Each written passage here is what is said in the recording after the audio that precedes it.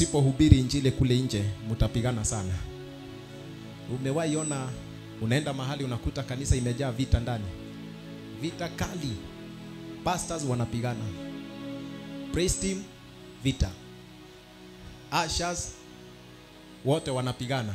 Wewe chunguza uangalie kama hiyo kanisa inaendaga kuhubiri injili nje. Bwana Yesu asifiwe. Kwa sababu watu wakihubiri injili kule nje hawana nafasi ya kupigana. Kwa sababu wakati wanapoenda kule nje kuna mambo mengi sana wanajifundisha. Wanakuta watu wagonjwa, wanakuta watu wamefika mwisho, watu wamedhoofika na maisha, wanakuta watu sampuli mingi. Wanasikia mambo mengi ambayo watu wananena kule nje.